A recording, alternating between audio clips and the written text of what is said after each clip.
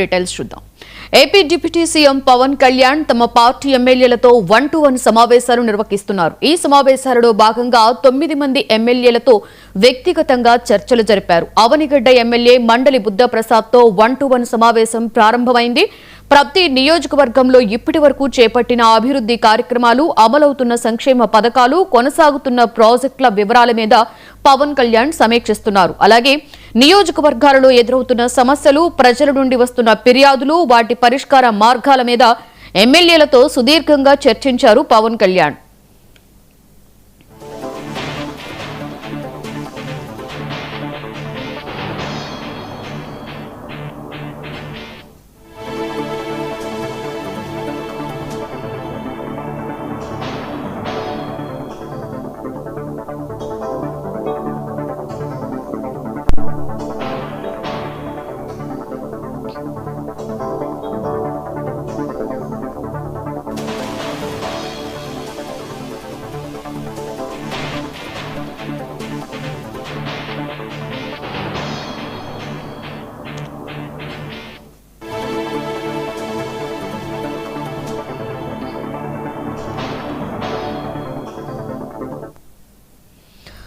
AP deputy CM Pawan Kalyan తమ party ఎమ్మెల్యేలతో 1-to-1 సమావేశాలు నిర్వహిస్తున్నారు. ఈ సమావేశాలలో భాగంగా 9 మంది ఎమ్మెల్యేలతో వ్యక్తిగతంగా చర్చలు జరిపారు.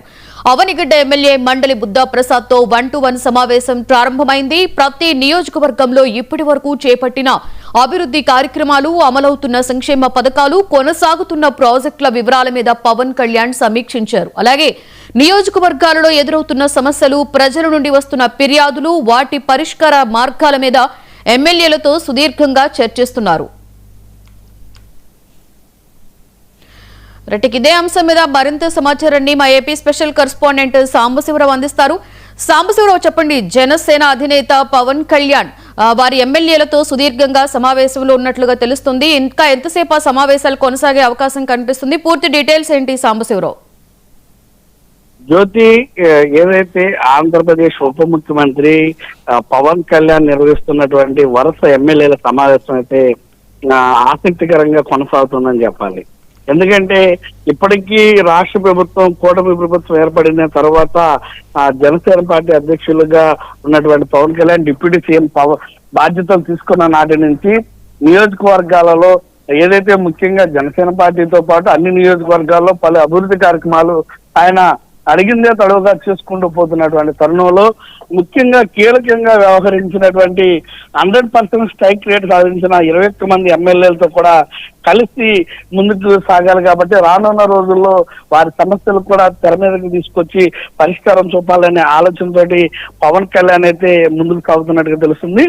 దాంట్లో భాగంగానే ఈ రోజు 9 మంది ఎమ్మెల్యేలతో ఈ రోజు ఆయన ఈ కార్యక్రమం మొదలు పెట్టడం జరిగింది. వారి సమస్యలు అడగడంతో ముఖ్యంగా ప్రప్రథమంగా అవనిగడ్డ ఎమ్మెల్యే మండలి బుద్ధప్రసాద్ తోటి ఈ యొక్క కార్యక్రమాన్ని అయితే ఆయన స్టార్ట్ చేయడం జరిగింది.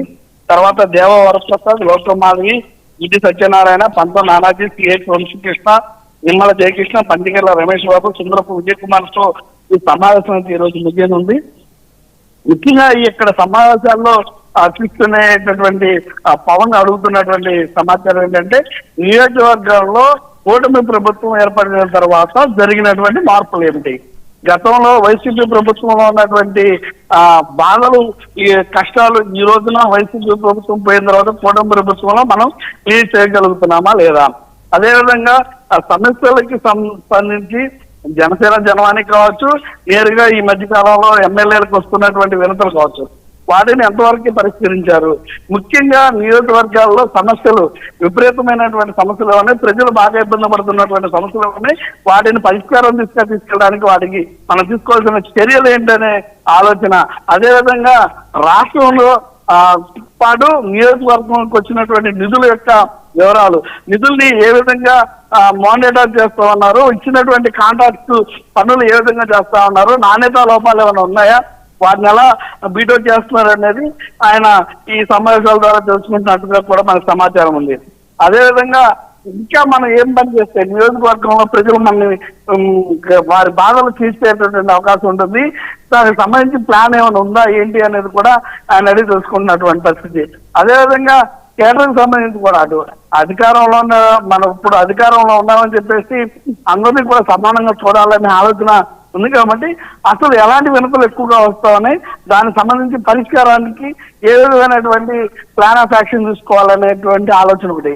ఇలా మొత్తంగా మనం చూసుకున్నట్లయితే కనుక ఏదైతే జనసేన పార్టీ ఎమ్మెల్యేలు లేవనెత్తేటటువంటి అంశాలన్నింటినీ కూడా పరిష్కరించే దిశగా అలాంటి క్లోజ్ గా ఉండేటటువంటి రిలేటివ్ గా ఉండేటటువంటి కడమ నియోజకవర్గాల్లో కూడా ఇలాంటి సమస్యలు ఉన్నట్లయితే కనుక వాటిని ఏ విధంగా పరిష్కరించాలి అనే దాన్ని కూడా కూలంకుషంగా పరిశీలిస్తున్నట్టు వస్తుంది.